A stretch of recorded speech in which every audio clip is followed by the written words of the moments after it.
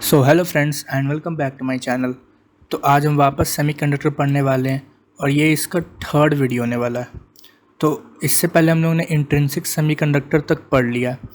तो उन सब के वीडियोस के लिंक आपको प्लेलिस्ट डिस्क्रिप्शन बॉक्स में मिल जाएंगे। और बाकी आज हम लोग अपना एक्सट्रिंसिक सेमीकंडक्टर से शुरू करते हैं।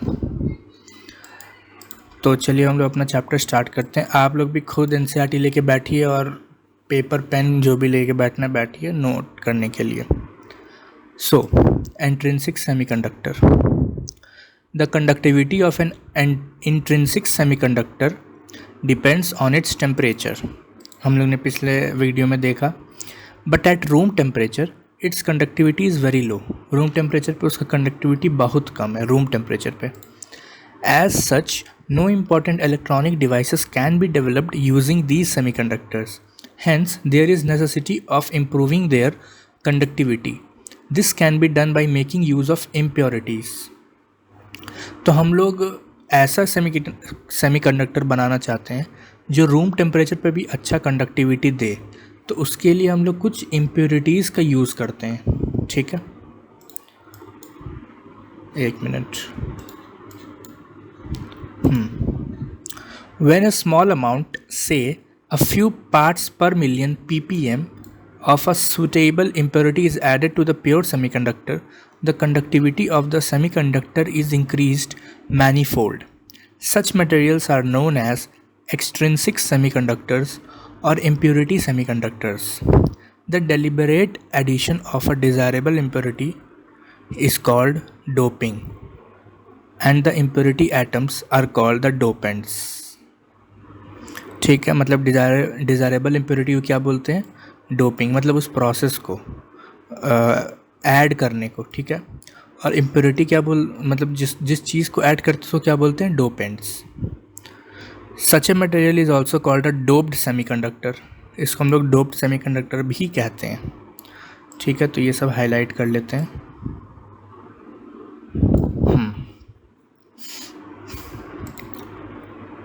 The dopant has to be such that it does not distort the original pure semiconductor lattice. ऐसा होना चाहिए कि वो ओरिजिनल लैटिस को डिस्टर्ब ना करे। It occupies only a very few of the original semiconductor atoms sites in the crystal. A necessary condition to attain this is that the size of the dopant and the semiconductor atoms should be nearly the same. तो जो size है वो same ही होना चाहिए dopant का और semiconductor के atom का। ठीक है, there are two types of dopants used in doping, the tetravalent SI और GE। मतलब कि SI और G सेमीकंडक्टर में दो टाइप के डोपेंट डालते हैं। कौन कौन से? Pentavalent like arsenic, antimony, phosphorus. ठीक है, जिसकी वैलेंसी 5 होती है। या फिर ट्राईवैलेंट, वैलेंसी 3 होती है, like indium, boron, aluminium etcetera. We shall now discuss how the doping changes the number of charge carriers and hence the conductivity of semiconductors. तो हम लोग पढ़ने वाले कि डोप करने से कैसे number of charge carriers change होंगे और कंडक्टिविटी ऑफ सेमीकंडक्टर्स चेंज होगी। ठीक है,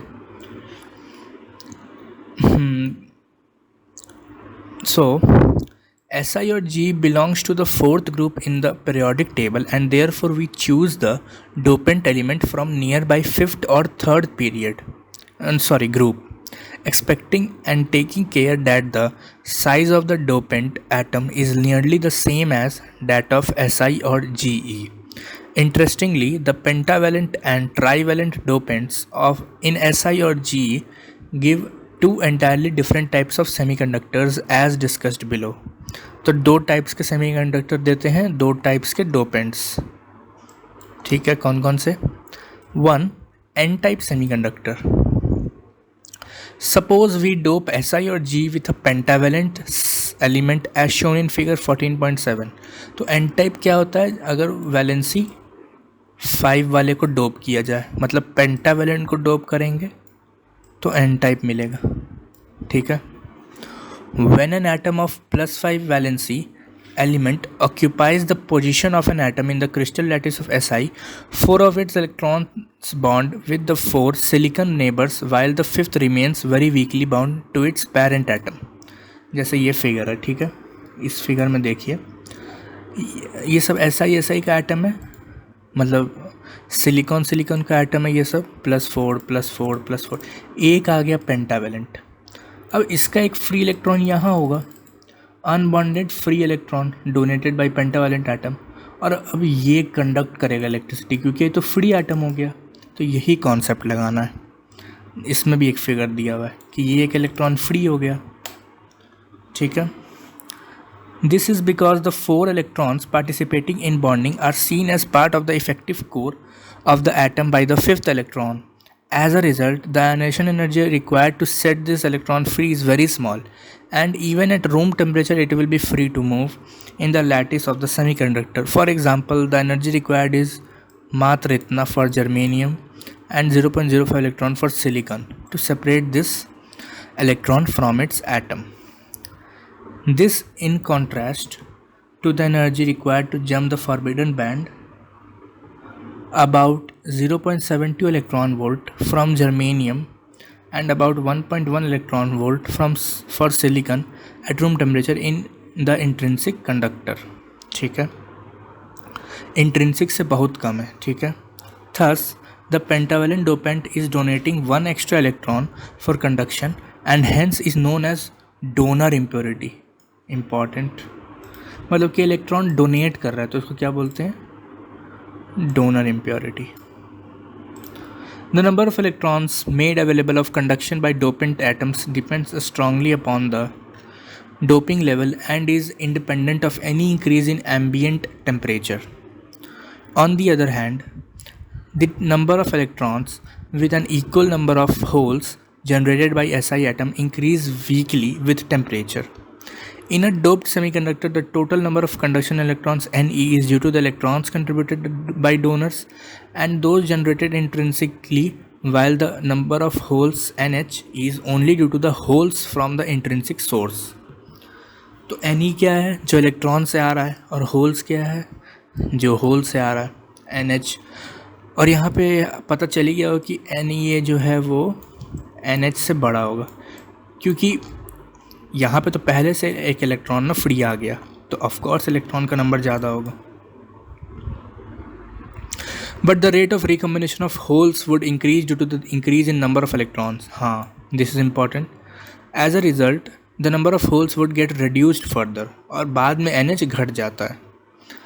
Thus, the proper level of doping the number of conduction electrons can be made much larger than the number of holes. Hence, in an extrinsic semiconductor doped with pentavalent impurity, electrons become the majority carriers and holes the minority carriers. These semiconductors are therefore known as N-type semiconductors. For N-type semiconductors, we have this relation. Ne is very larger than NH. तो इसको remember रखना है। अब है P-type semiconductor. This is obtained when Si or Ge is doped with a trivalent impurity like Al, B, In मतलब aluminium, boron, indium, etc. The dopant has one valence electron less than Si or Ge and therefore this atom can form covalent bonds with neighboring 3 Si atom, but does not have any electron in the offer to the 4th Si atom. So the bond between the 4th neighbor and the trivalent atom has a vacancy or a hole, मतलब इसमें hole generate होता है। तो इस figure में भी देखो कि ये +3 वाला है, तो यहाँ पे एक होल पहले से जनरेटेड है, मतलब इसके पास तो एक इलेक्ट्रॉन कम है, तो यहाँ पे होल है। इसमें भी, इस फिगर में भी दिखाया गया। Since the neighboring Si atom in the lattice wants an electron in place of a hole, an electron in the outer orbit of an atom in neighborhood may jump to fill this vacancy. और actually में होता क्या है कि ये whole है, तो इसके नेबरहुड मतलब ये इलेक्ट्रॉन यहाँ पे आ जाएगा, फिर यहाँ होल, फिर ये इलेक्ट्रॉन यहाँ आ जाएगा, फिर यहाँ होल, फिर ये इलेक्ट्रॉन, ऐसे ये चलते जाएगा और ऐसे एक करंट बन जाएगा। तब थोड़ा थोड़ा फील भी आ रहा होगा, ठीक है। इसको मैं अलग से भी एक कॉपी में समझाऊंगा, वीडियो में ही, ये सब पढ़ने के बाद, ठीक है। Since the neighboring Si atom in the lattice wants an electron in a place of a hole, an electron of outer orbit of an atom in neighborhood may jump to fill this vacancy, पढ़ लिए, leaving a vacancy or a hole at its own site. Thus, the hole is available for conduction, मतलब hole conduction के लिए available है. Note that the trivalent foreign atom becomes effectively negatively charged when it shares 4 electrons with neighboring Si atom. Therefore, the dopant atom of p-type material can be treated as a core of non-negative, one negative charge along with its associated hole as shown in figure 14.8. मतलब इस पे negative core आ जाता है, ये acceptor core है, तो वो donor core था, ये एक्सेप्टर है, ठीक है. Therefore, the dopant atom of p-type material can be treated as core of one negative charge along with its associated hole. ठीक है. It is obvious that one acceptor atom gives one hole. These holes are in addition to the intrinsically generated holes, while the source of conduction electrons is only intrinsic generation. Thus, for such a material, the holes are the majority carriers. ये पता चला हम लोग को कि holes ज़्यादा हो जाएगा. And electrons are minority carriers. ठीक है. अगर आप लोग को ये कैरियर्स वैरियर्स और इंट्रिंसिक ये सब समझ में नहीं आ रहा तो आपको ऑफ कोर्स लास्ट वीडियो देखना पड़ेगा जो इंट्रिंसिक सेमीकंडक्टर पर था. Therefore, extrinsic semiconductors doped with trivalent impurity are called p-type semiconductors. For p-type semiconductors, the recombination process will reduce the number of Ni of intrinsically generated electrons to Ne. We have this relation. तो ये extrinsic का उल्टा हो गया. ठीक है. Note that the crystal maintains an overall charge neutrality. बहुत important है. तो ऐसा नहीं हो जाता है कि वो डोनर है, वो एक्सेप्टर है, तो फिर पूरे पे प्लस या पॉजिटिव चार्ज आ जाएगा. नहीं. Crystal maintains an overall charge neutrality as the charge of additional charge carriers is just equal to opposite that of ionized cores in the lattice. ठीक है. ओवरऑल न्यूट्रल ही रहेगा अभी भी क्रिस्टल. ठीक है. ये इंपॉर्टेंट लाइन है. In extrinsic semiconductors, because of the abundance of majority current carriers, the minority carriers produced thermally have more chance of meeting majority carriers and thus getting destroyed. तो भाई actually में बोल क्या रहा है, मान लेते हैं इलेक्ट्रॉन ज़्यादा है. ठीक है. इलेक्ट्रॉन बहुत ज़्यादा है और होल बहुत कम है. ठीक है. तो जब करंट बहेगा, मान लेते हैं इस तरफ करंट होगा, तो होल्स इस तरफ जाएंगे, इलेक्ट्रॉन्स इस तरफ आएंगे, तो कोई ना कोई तो वैनिश होगा, मतलब इलेक्ट्रॉन और होल मिल जाएगा, तो ये वैनिश हो जाएगा, मतलब डिस्ट्रॉय हो जाएगा. ठीक है. तो मोर चांसेस है डिस्ट्रॉय होने के, तो वही लिखा have more chances of meeting majority carriers and thus getting destroyed. Hence, the dopant, by adding a large number of current carriers of one type, which become the majority carriers, indirectly helps to reduce the intrinsic concentration of minority carriers. The semiconductor's energy band structure is affected by doping. In the case of extrinsic semiconductor, additional energy states due to donor impurities ED and acceptor impurities EE also exist. In the energy band diagram of n-type Si semiconductor, the donor energy level ED is slightly below the bottom EC of the ये सब patience रखो, सब समझ में आ जाएगा धीरे धीरे. ठीक है. EC of the conduction band and electrons from this level move into the conduction band with very small supply of energy. At room temperature, the most of donor atoms get ionized, but very few atoms of Si get ionized. So the conduction band will have most electrons coming from the donor impurities. अब देखते हैं figure, अब समझ में आएगा. हाँ, तो ये रहा फिगर. A है N टाइप और P है P टाइप. ठीक है. तो इसमें देखते हैं क्या हो रहा है. तो एक्चुअली में क्या हो रहा है अब समझना. ठीक है. ये है कंडक्शन बैंड, ये है वैलेंस बैंड, ये है N टाइप. तो N टाइप में क्या हम लोग रखते हैं, 5 वैलेंसी का, मतलब कि एक इसमें इलेक्ट्रॉन्स ज़्यादा होते हैं होल्स से.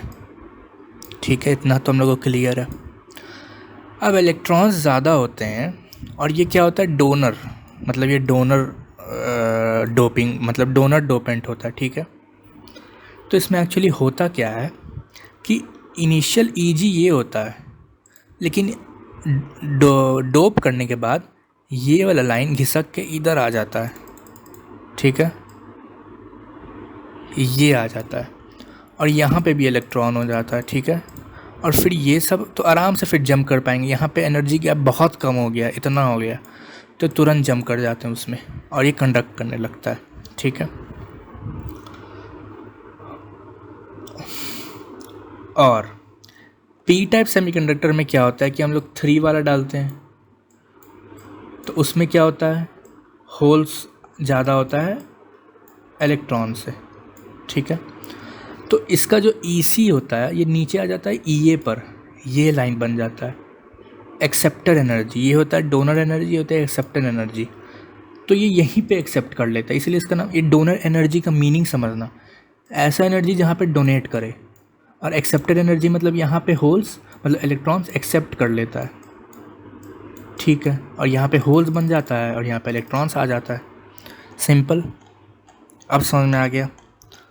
Similarly, for p-type semiconductor, the acceptor energy level EA is slightly above the top of EV, जैसे मैंने कहा, of the valence band, as shown in figure 14.9b.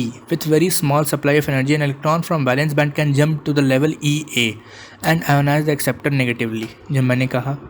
और ये VB है valence band और ये है CB conduction band.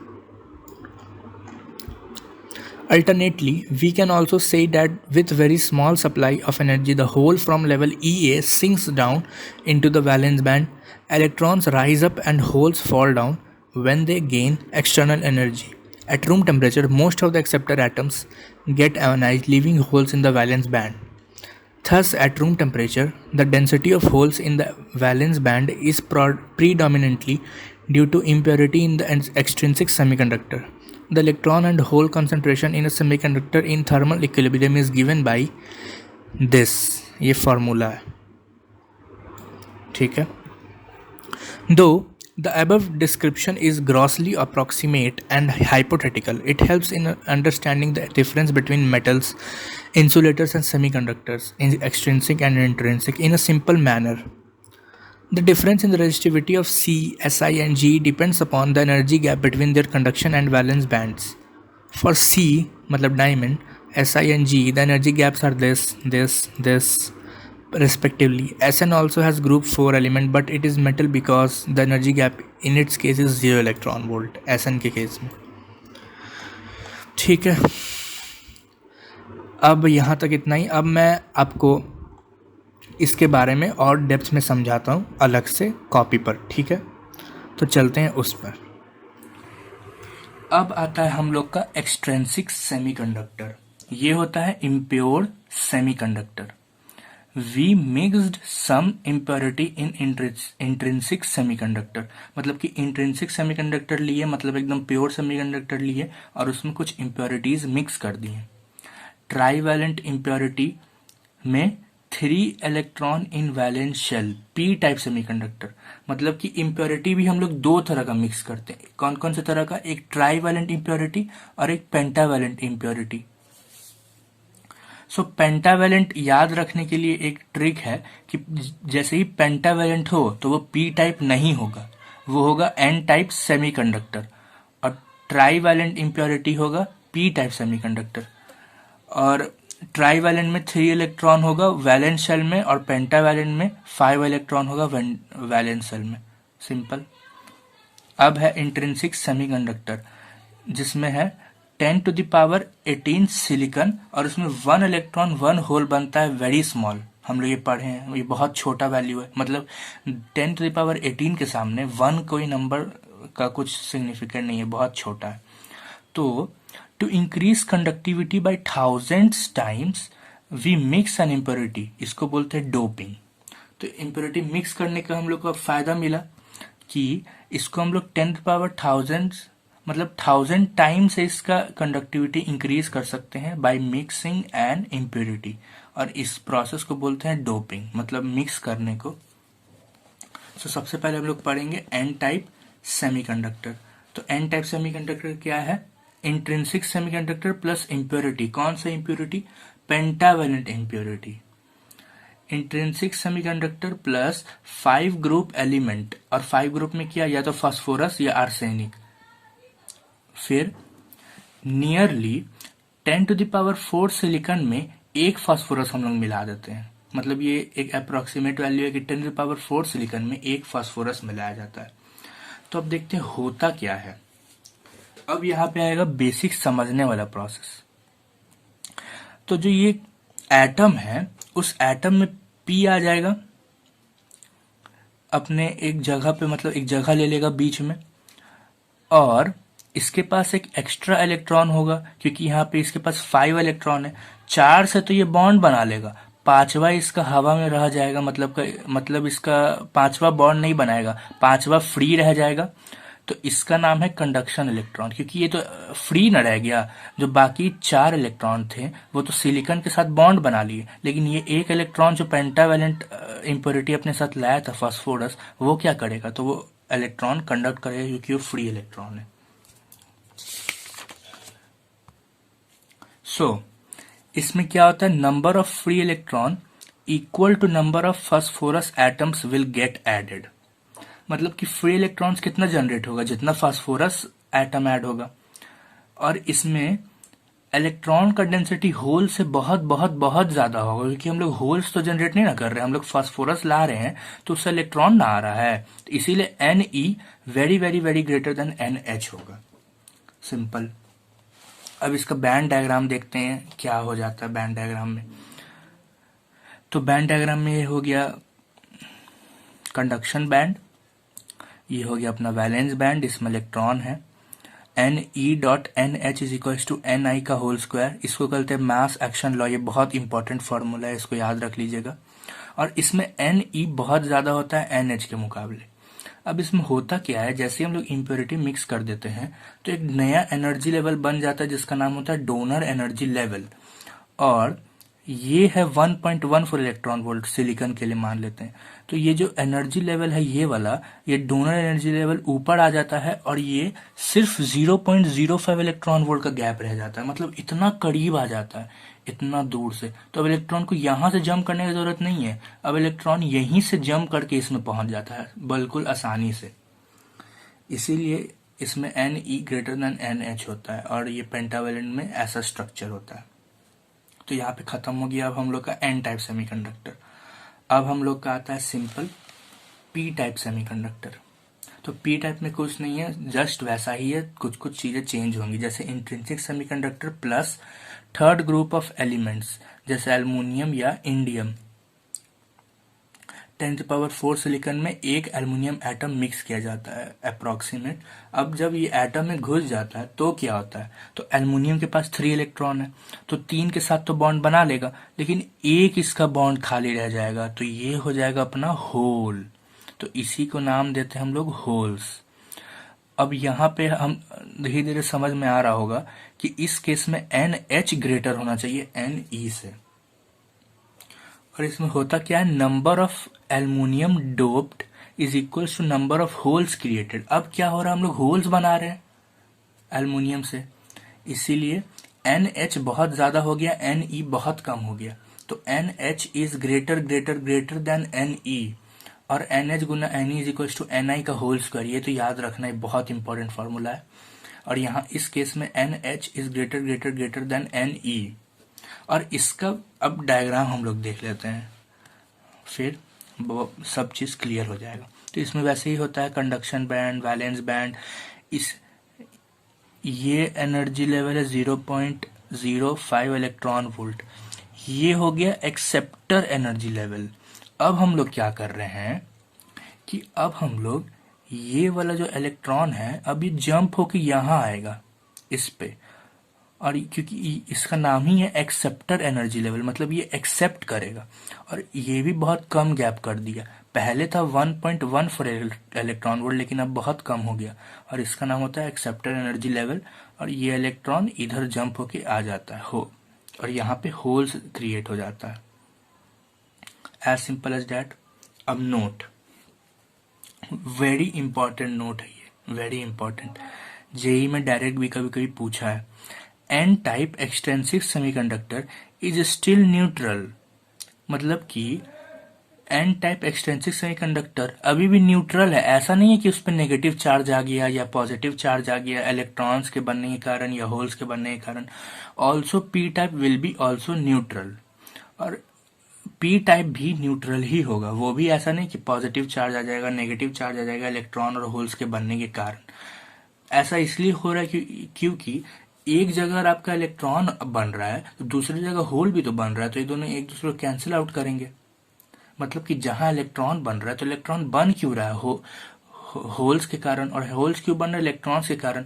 अगर इसको वापस इसमें डाल दिया जाए तो न्यूट्रल ही होना है, और ये अभी भी एक एटम में ही है, पूरे पूरे सिस्टम में ही एग्जिस्ट कर रहा है। ऐसा थोड़ी कि इलेक्ट्रॉन सिस्टम से निकल गया तो अब इस पर पॉजिटिव चार्ज आ गया या नेगेटिव चार्ज आ गया, ऐसा नहीं है। ये पूरा सिस्टम में ही के अंदर ही है इलेक्ट्रॉन और होल, इसीलिए ये न्यूट्रल होता है।